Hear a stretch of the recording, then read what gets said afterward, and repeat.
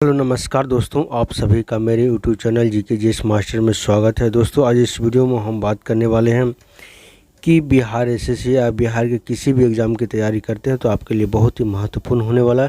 तो दोस्तों चलिए हम फोर्थ सेट नंबर 4 जो है इसका फुल डिस्कशन करने वाले हैं।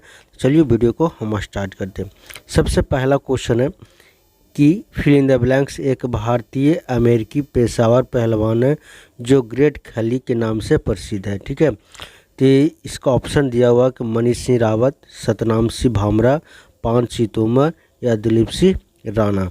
तो इसका सही उत्तर हो जाएगा द ग्रेट खली के नाम से जो है दिलीप सिंह राणा को जाना जाता है। Option number 4। दिलीप सिंह राणा क्या है? एक WWE के क्या है, एक खिलाड़ी हैं जो आप सभी जानते हैं कि भारत के फेमस खली नाम से उनको जाना जाता है, द ग्रेट खली। उनको जो ऑफिशियल नाम है वो आपका दिलीप सिंह राणा नाम है। ठीक है, इन्होंने जो है WWE में, याद रखिएगा कि हॉल ऑफ फेम में वर्ष 2021 में जो है इनको शामिल किया गया था। ठीक है, चलिए नेक्स्ट क्वेश्चन है सेकंड नंबर कि 1798 ईस्वी में कौन सा गवर्नर जनरल बना और कोलकाता में अपने लिए किए गए विशाल महल गवर्नमेंट हाउस का निर्माण कराया है? जिसका सही उत्तर हो जाएगा लॉर्ड वेलेस्ली। लॉर्ड वेलेस्ली जो है भारत बंगाल के क्या थे, गवर्नर जनरल बनाया गया था, जिन्होंने जो है कोलकाता में एक गवर्नमेंट हाउस बनाए थे। ठीक है, गवर्नमेंट हाउस, इसको याद रखिएगा। आप कोलकाता में जाइएगा तो आप इसको देख सकते हैं कि गवर्नमेंट हाउस का निर्माण कराया गया था। ठीक है, तो इसको बहुत इम्पोर्टेंट क्वेश्चन है, जिसका राइट आंसर हो जाएगा लॉर्ड वेलेस्ली। 3 नंबर क्वेश्चन है कि 18वीं शताब्दी के भारतीय युद्धों के संदर्भ में पैदल सेना के सैनिकों द्वारा इस्तेमाल की जाने वाली भारी बंदूकों को निम्न में से क्या कहा जाता था? ठीक है, तो इसको याद रखिएगा। Option number 4 Muscat. मस्कट जो है पैदल सेना के सैनिक के लिए लार्ज कैलिबर अस्थमो गन कहा जाता था। ठीक है, लार्ज यानी कि बड़े पैमाने पर। इसका इस्तेमाल जो है 18वीं शताब्दी में किया जाता था। ठीक है, इसको 18वीं शताब्दी में किया जाता था भारतीय योद्धाओं को लड़ने के लिए, लेकिन इसको दोस्तों 16वीं शताब्दी में भी जो है पेश किया गया था, इसको नाम दिया गया था। चलिए नेक्स्ट क्वेश्चन है 4 नंबर के ग्लोबल हंगर इंडेक्स वर्ष 2023 में भारत 125 देशों में किस स्थान पर रहा है? तो ग्लोबल हंगर इंडेक्स जो है वर्ष 2023 में जो है भारत 111वें स्थान पर रहा था। Option number 1। आप सभी जानते हैं कि वर्ष 2023 में 4 स्थान फिसल गए थे। ठीक है, यानी कि उससे पहले 2022 में जो है 107वां पोजीशन पर था, लेकिन वर्ष 2023 में क्या हो गया, 111वां पोजीशन भारत का आ गया। इसको याद रखिएगा। चलिए नेक्स्ट क्वेश्चन है 5 नंबर कि आधार एक 12 अंक की विशिष्ट संख्याएं होती हैं जो जिसके द्वारा किया जाता है। तो आधार में 12 डिजिट होते हैं, आपको पता होना चाहिए। आप अपने आधार कार्ड पर देखिएगा तो उसको क्या कहा जाता है, मतलब कि एक यूनिक डिजिट होता है, उसको क्या कहा जाता है? ठीक है, तो इसको याद रखिएगा, unique identification authority of India, UICAI। ठीक है, तो इसको याद रखिएगा कि unique identification authority of India.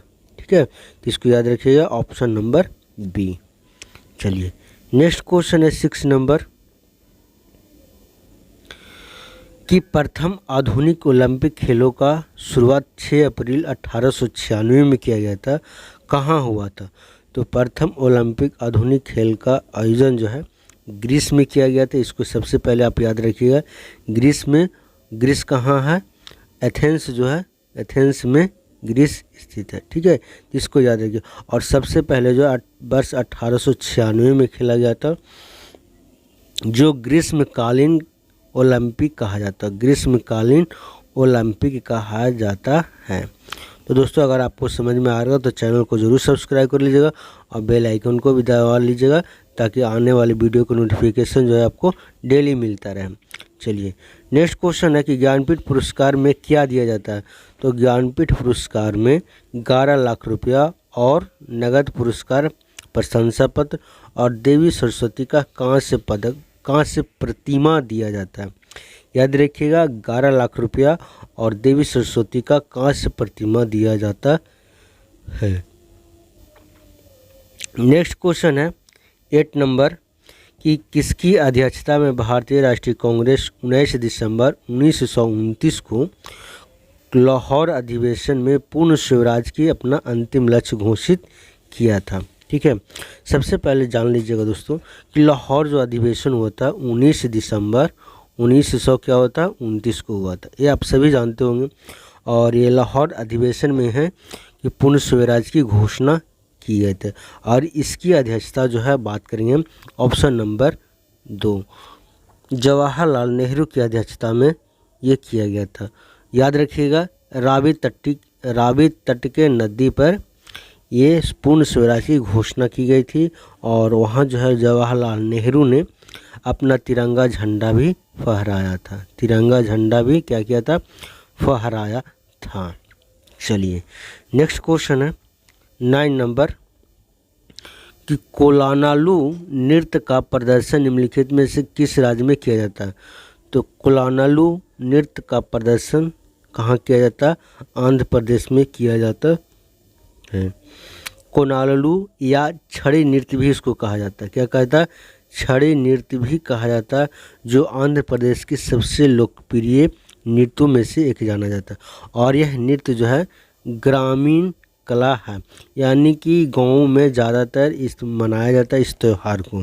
ठीक है, इसमें जो है 8 से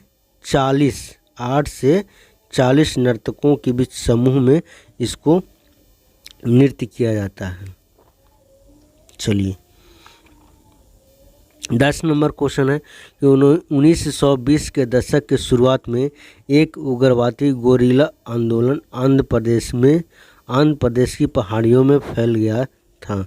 इसका जगह का नाम क्या है, इसका जगह का नाम गुडेम है। ठीक है, आंध्र प्रदेश के गुडेम हिल्स में 1920 ईस्वी में एक दशक में जो है दशक की शुरुआत में उग्रवादी, जिसको नक्सलवादी भी कहा जाता है, वो गुरिल्ला आंदोलन फैल गया था। याद रखिएगा कौन सा आंदोलन, तो गोरिल्ला आंदोलन के नाम से भी जाना जाता है, जिसको गुड्डेम विद्रोहियों ने पुलिस थानों पर क्या किया था, हमला कर दिया था ब्रिटिश शासन के काल के दौरान।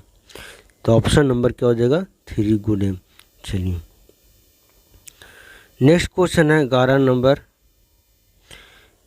नंबर है कि पंजाब का निम्नलिखित में से कौन सा त्यौहार पारंपरिक रूप से रबी फसलों की कटाई से संबंधित है। तो इसका सही उत्तर हो जाएगा बैसाखी। बैसाखी जो है सिखों और हिंदुओं के द्वारा ये त्यौहार मनाया जाता है। आप सभी जानते होंगे कि बैसाखी जो है 13 और 14 अप्रैल को ये मनाया जाता है, हर वर्ष मनाया जाता है। लेकिन यह सिख नव वर्ष का प्रतीक भी माना जाता है कि सिख धर्म में जो है ना 13 या 14 अप्रैल को नव वर्ष दिवस मनाया जाता है।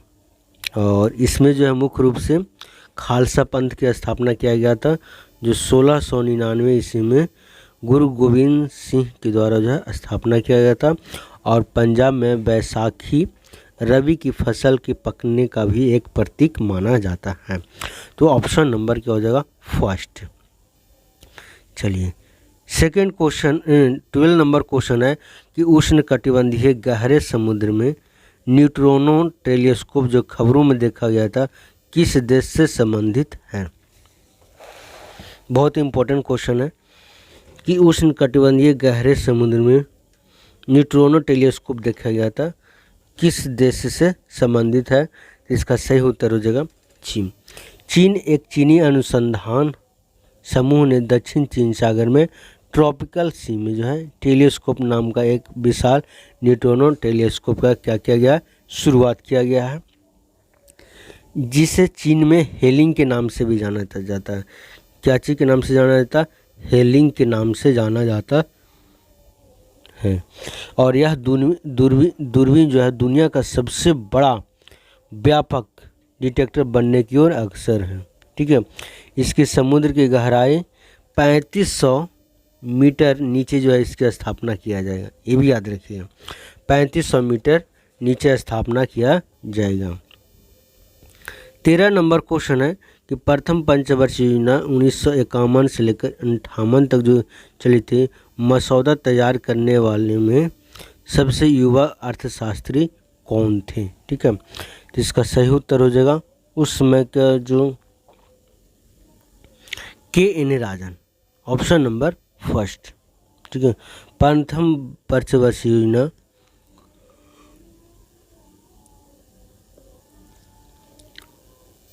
प्रथम पंचवर्षीय योजना याद रखिएगा कि 9 जुलाई 1951 को क्या किया गया था? प्रस्तुत किया गया था।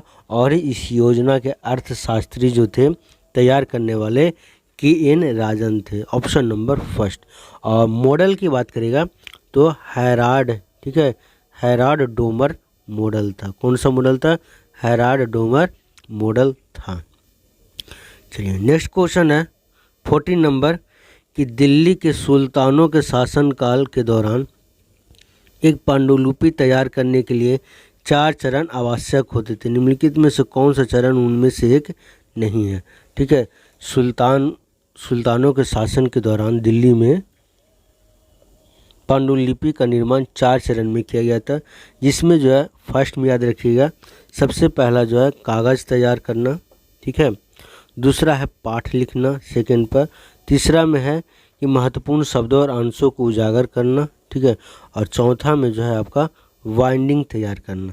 तो आप इसमें देख सकते हैं कि कौन सा नहीं है, तो ऑप्शन नंबर क्या हो जाएगा? तीसरा, पाठ को संपादित करना, ऑप्शन नंबर 3।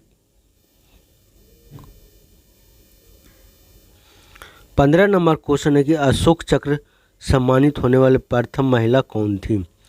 तो अशोक चक्र पाने वाले प्रथम महिला कौन थी? नीरजा भनोट। नीरजा भनोट 1986 ईस्वी में उनको मिला था, जो भारत की पहली महिला जो थी अशोक चक्र से सम्मानित की गई थी।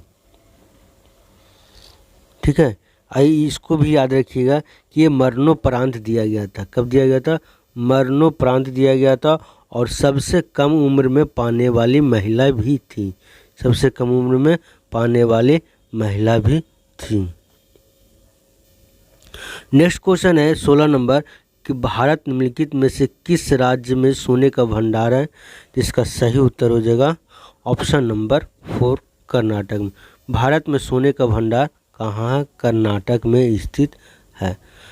फर्स्ट स्थान पर जो है कर्नाटक को दिया गया अभी भंडारण के मामले में, ठीक है, और सेकंड नंबर पर बिहार आता है, और थर्ड नंबर पर कौन सा आता है?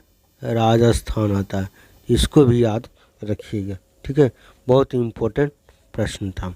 चलिए 17 नंबर क्वेश्चन है कि उस व्यक्ति का नाम बताइए, ठीक है, उस व्यक्ति का नाम बताइए जिसे 1815 में भारत का पहला सर्वेयर जनरल नियुक्त किया गया था। चलिए इसको ऑप्शन के बारे में बात कर लेंगे, लिख लीजिएगा। जिसका सही आंसर हो जाएगा कोलिन मैकजी। कोलिन मैकजी क्या थे? एक ब्रिटिश ईस्ट इंडिया कंपनी के एक स्कॉट सेना के अधिकारी थे। तो आप सभी जानते हैं कि ईस्ट इंडिया कंपनी के क्या थे? स्कॉट सेना का अधिकारी थे, जो भारत के पहले सर्वेयर जनरल भी थे। क्या थे? भारत के पहले सर्वेयर जनरल थे। इन्होंने ही सबसे पहले दक्षिण भारत का मैप भी तैयार किया था। जो मैप जो तैयार करने वाले थे, भौगोलिक मानचित्र तैयार किया था। चलिए नेक्स्ट क्वेश्चन है 18 नंबर कि भारत की जनगणना के अनुसार वर्ष 2011 के अनुसार सबसे कम साक्षरता वाला राज्य कौन सा है? बिहार में जो सबसे कम है, यानी कि कितना है? तो 63.82% है। इसको याद रखिएगा, 63.82% है। चलिए नेक्स्ट क्वेश्चन है 19 नंबर कि गंगा ग्राम परियोजना निम्नलिखित में से किसके द्वारा शुरू किया गया?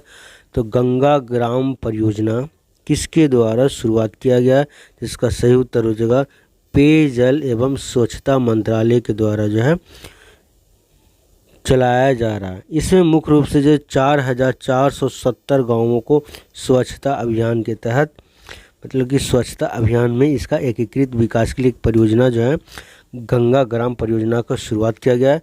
और यह इसमें जो है मुख्य रूप से जो गंगा नदी के तट पर स्थित गांव हैं उनके लिए जो है गंगा ग्राम परियोजना का शुरुआत किया गया है। 20 नंबर क्वेश्चन है कि निम्नलिखित में से कौन पूर्वी बंगाल के एक वकील थे जो असहयोग आंदोलन में विशेष रूप से सक्रिय थे। ठीक है, तो इसका सही आंसर हो जाएगा चित्तरंजन दास। चित्तरंजन दास थे जो लोकप्रिय थे। चित्तरंजन दास को आप सभी जानते हैं कि देश बंधु के नाम से भी जाना जाता है। ठीक है, और एक पेशे से क्या थे, एक वकील भी थे, जिन्होंने 1894 ईस्वी में आज़ादी से लड़ने के लिए स्वतंत्रता सेनानियों के रूप में काम करने के लिए इन्होंने अपने वकालत भी छोड़ दिया।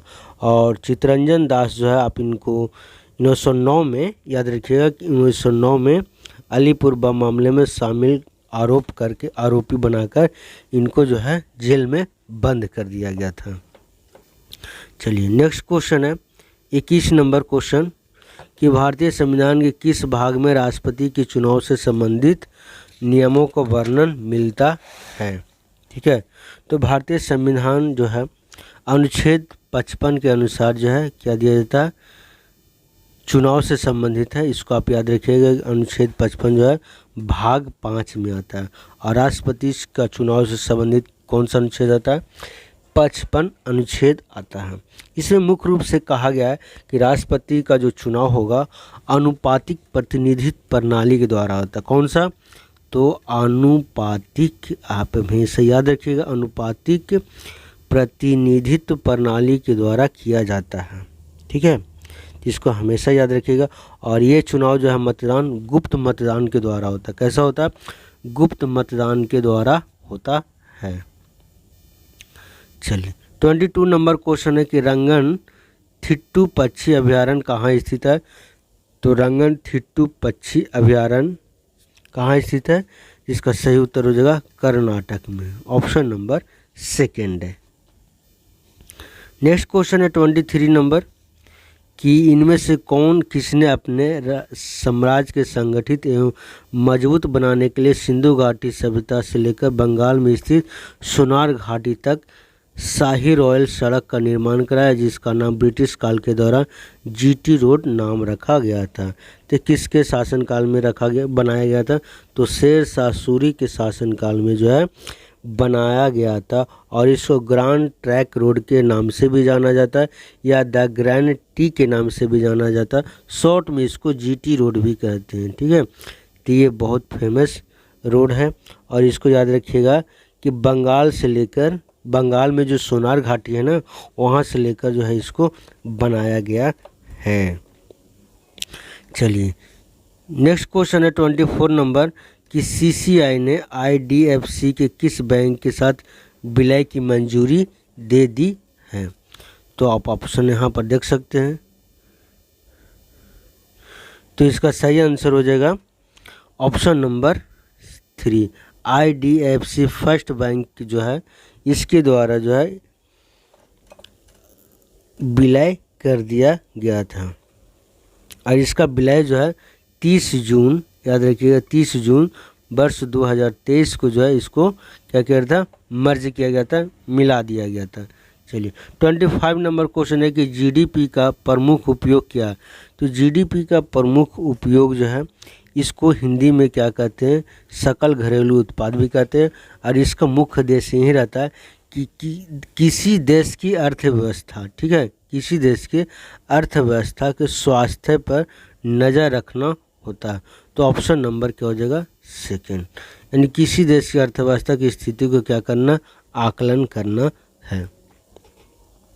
चलिए नेक्स्ट क्वेश्चन है 26 नंबर कि भारत ने पोखरण में अपना दूसरा परमाणु परीक्षण किस वर्ष किया था। तो भारत जो है पहला परीक्षण याद रखिएगा 1974 में किया था और दूसरा परीक्षण 1998 में किया गया था, ऑप्शन नंबर फर्स्ट। और ये परमाणु उपकरण जो प्रशिक्षण किया गया था उसका कोड नाम था स्माइलिंग बुद्धा। क्या नाम था? स्माइलिंग बुद्धा, जो बहुत इम्पोर्टेंट है। और ये भारत ने शांतिपूर्ण तरीके से परमाणु विस्फोट किया था। और चलिए 1974 का और 1998 में जो परमाणु परीक्षण किया गया था उसका कोड नाम था ऑपरेशन शक्ति। ठीक है, तो आप याद रखिएगा इसको, बहुत इंपॉर्टेंट पॉइंट्स है। 27 नंबर क्वेश्चन है कि वर्ष 2022 के प्रतिष्ठित 32वें सरस्वती सम्मान किसे सम्मानित किया गया? तो इसका सही उत्तर हो जाएगा ऑप्शन नंबर 3 शिव शंकरी। 32वें सरस्वती सम्मान वर्ष 2022 में जो है शिव शंकरी को दिया गया था। और यह पुरस्कार उन्हें पूर्व केंद्रीय मंत्री एम वीरप्पा मोइली ने प्रदान किया था। चलिए नेक्स्ट क्वेश्चन है 28 नंबर कि जब कर संग्रह आवश्यक व्यय से अधिक हो जाए तो बजट क्या कहलाता है? ठीक है, आवश्यक व्यय से अधिक हो जाए तो क्या कहलाएगा? तो इसका सही उत्तर हो जाएगा अधिशेष। दोस्तों समझिएगा थोड़ा सा, क्या मान लिया कि आपका खर्च 10 रुपये हो रहा और इनकम जो है 20 रुपये हो रहा, तब वहाँ पर हम कह सकते हैं कि क्या है, एक अधिशेष है। अगर मान लिया दोस्तों यहाँ पर समझिएगा इनकम 20 रुपया है और खर्चा 25 रुपया है, तब यहाँ पर क्या कहते हैं? घाटा कहते हैं। चलिए नेक्स्ट क्वेश्चन है 29 नंबर कि मेगालिपिक एक ग्रीक शब्द है जिसका अर्थ होता है महान शहर। इसे 1957 द्वारा लोकप्रिय बनाया गया था। किसके द्वारा बनाया गया था? मेगालिपिक एक ग्रीक शब्द है जिसका अर्थ होता है महान शहर। तो ये किसके द्वारा किया गया था? इसका सही उत्तर हो जाएगा ऑप्शन नंबर 4 जीन गाटमैन के द्वारा। जीन गाटमैन जो है इन्होंने 1957 में ग्रीक शब्द जो है मेगापोलिक, जिसका अर्थ होता है क्या? महान शहर कहा जाता है। और ये महानगरीय क्षेत्र का प्रतीक भी माना जाता है। चलिए 30 नंबर क्वेश्चन है कि निम्नलिखित में से कौन सा मौलिक अधिकार अल्पसंख्यकों के हितों की सुरक्षा से संबंधित है? अल्पसंख्यकों के हितों की सुरक्षा से संबंधित है। तो इसका सही उत्तर हो जाएगा शैक्षिक और सांस्कृतिक अधिकार। शैक्षिक और सांस्कृतिक अधिकार जो है अनुच्छेद 29 और 30 में वर्णित किया गया है। इसको याद रखिएगा, ठीक है, बहुत इम्पोर्टेंट क्वेश्चन है। चलिए नेक्स्ट क्वेश्चन है 31 नंबर कि भारत की ब्रिटिश सरकार द्वारा पारित किस अधिनियम ने भारतीय परिषद को समाप्त कर दिया है? तो इसका सही आंसर हो जाएगा ऑप्शन नंबर 3 1935 भारत सरकार अधिनियम के द्वारा जो है भारत की भारतीय परिषद को क्या कर दिया? समाप्त कर दिया। और यह भारत सरकार अधिनियम 1935 में बनाया गया था, जो भारत सरकार अधिनियम 1858 से चला आ रहा था। चलिए 32 नंबर क्वेश्चन है कि स्वतंत्र भारत के पहले गवर्नर जनरल कौन थे? तो स्वतंत्र भारत के पहले गवर्नर जनरल लॉर्ड माउंटबेटन थे, ऑप्शन नंबर 2। ठीक है, और अंतिम गवर्नर जनरल कौन थे? याद रखिएगा सी राजगोपालाचारी थे भारत के अंतिम गवर्नर। लेकिन इन्होंने जो है 1950 में जो है इस पद को अस्थायी रूप से समाप्त कर दिया था। एक और याद रखिएगा दोस्तों कि भारत का पहला वायसराय कौन था? तो लॉर्ड कैनिंग था। ठीक है, चलिए नेक्स्ट क्वेश्चन है 33 नंबर कि भारत का स्टैचू ऑफ यूनिटी किस राज्य में स्थित है? तो भारत का स्टैचू ऑफ यूनिटी गुजरात राज्य में स्थित है। इसकी ऊंचाई की बात करेंगे, इसकी ऊंचाई जो है 182 मीटर है। इसकी ऊंचाई क्या है? 182 मीटर है। और इसको भारत का लौह पुरुष सरदार वल्लभ भाई पटेल के श्रद्धांजलि के उद्देश्य से बनाया गया था। ठीक है, और इस प्रसिद्ध मूर्तिकार थे, ठीक है, रामबी सतूर, क्या था, रामबी सुतार, इसको नाम याद रखिएगा, रामबी सुतार, जो स्टैचू ऑफ यूनिटी के क्या थे, वास्तुकार थे, यानी कि बनाने वाले थे। चलिए नेक्स्ट क्वेश्चन है 34 नंबर कि भारत में किस स्थान पर यमुना नदी का संगम गंगा नदी के साथ होता है। तो आप सभी जानते होंगे कि प्रयागराज में जाइएगा दोस्तों, तो गंगा और जमुना का वहाँ पर मिलन होता है, जिसको संगम भी कहा जाता है।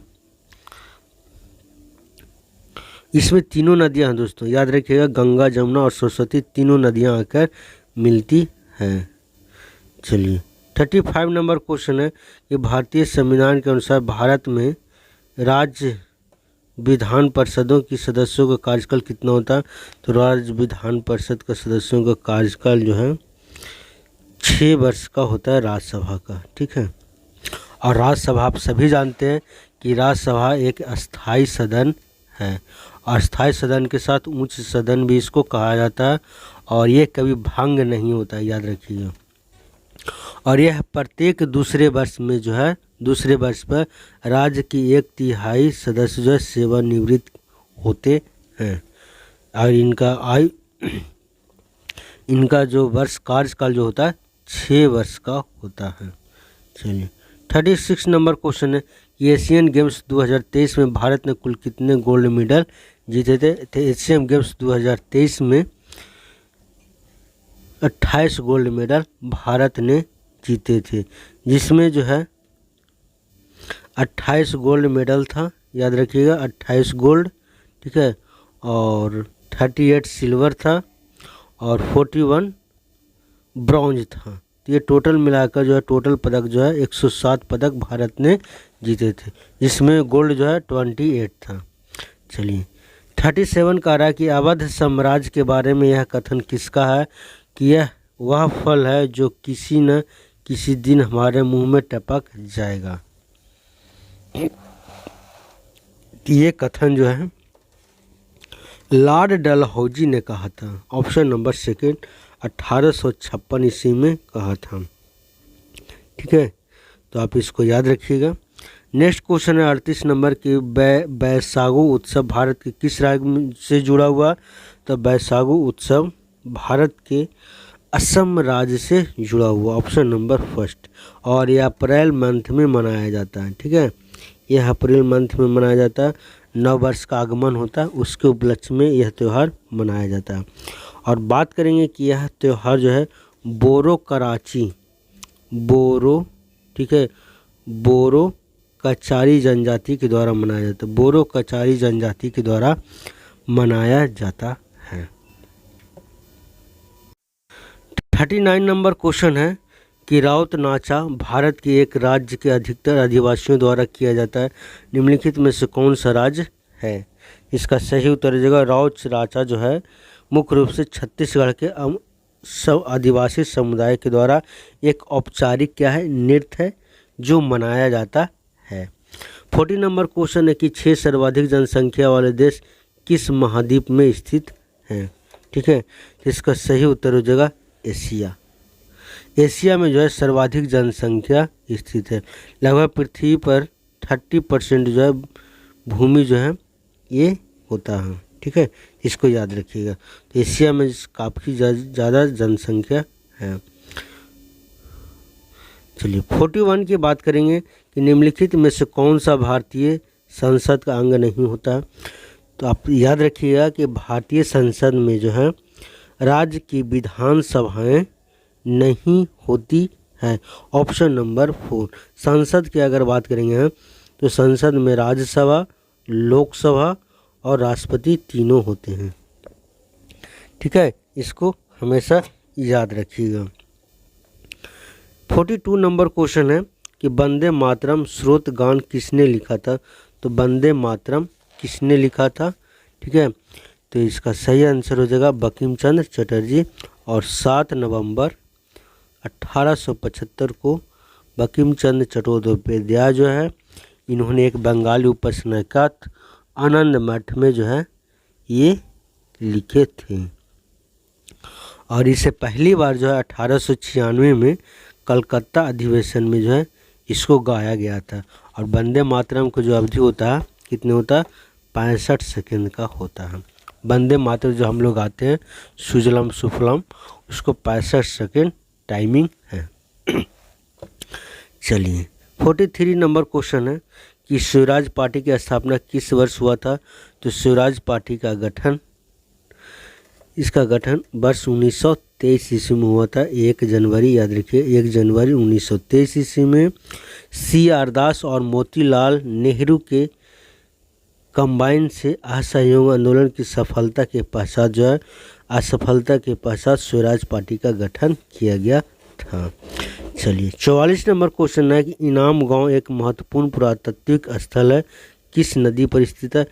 इनाम गांव जो है महाराष्ट्र के पुणे जिले में स्थित है और यह घोड़ नदी पर स्थित है। कौन सा नदी पर? घोड़ नदी पर स्थित है।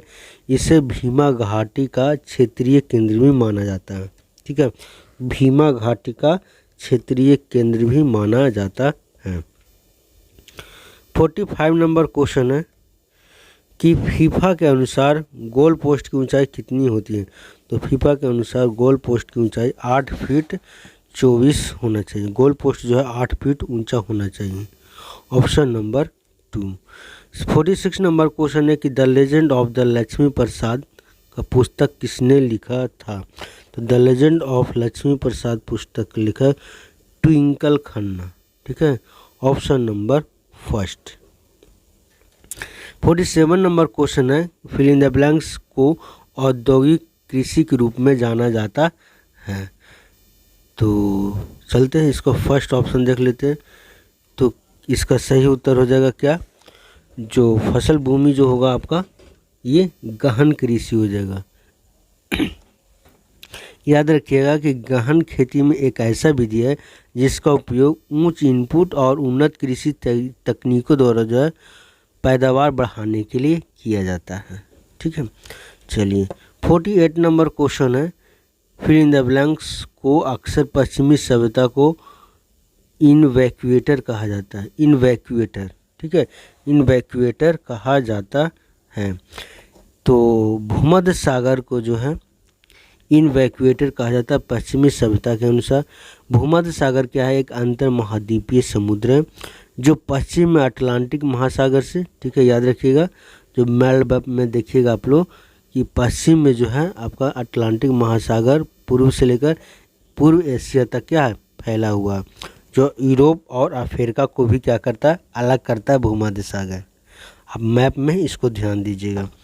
49 नंबर क्वेश्चन है कि चालुक्य वंश की राजधानी कहाँ थी। तो चालुक्य जो है वंश की राजधानी कहाँ थी, इसका सही उत्तर हो जाएगा बादामी में। ठीक है, बादामी में। और लास्ट क्वेश्चन है 50 क्वेश्चन दोस्तों, जो सिर्फ जीएस क्वेश्चन का ही डिस्कशन करेंगे कि भरहुत स्तूप जातक कथा कहानियों का चित्रण करता निम्नलिखित में से किस राज्य में स्थित है। तो भरहुत स्तूप जो है ये मध्य प्रदेश में राज्य में स्थित है और इसमें जो है सतना जिला में जो है, आप ध्यान दीजिएगा, सतना जिला का नाम तो सुने होंगे। तो सतना जिला के पूर्वी भाग में एक महान स्तूप बनाया गया है, इसका नाम क्या है, भरहुत स्तूप है। और यह भरहुत स्तूप जो है अशोक के द्वारा बनवाया गया था और उसके बाद शुंग वंश के द्वारा भी इसको क्या किया था, बनवाया गया था। तो दोस्तों आज के लिए इतना ही। इसमें जो है 50 क्वेश्चन जो है मैंने आपको डिस्कशन कर दिया है जीके जीएस का। तो दोस्तों आज के लिए इतना ही। दोस्तों आप चैनल पर नए हैं तो चैनल के साथ जरूर जुड़े जाइएगा ताकि आपको नए वीडियो को नोटिफिकेशन जो है आप तक सबसे पहले पहुंच सके। दोस्तों आज के लिए इतना ही।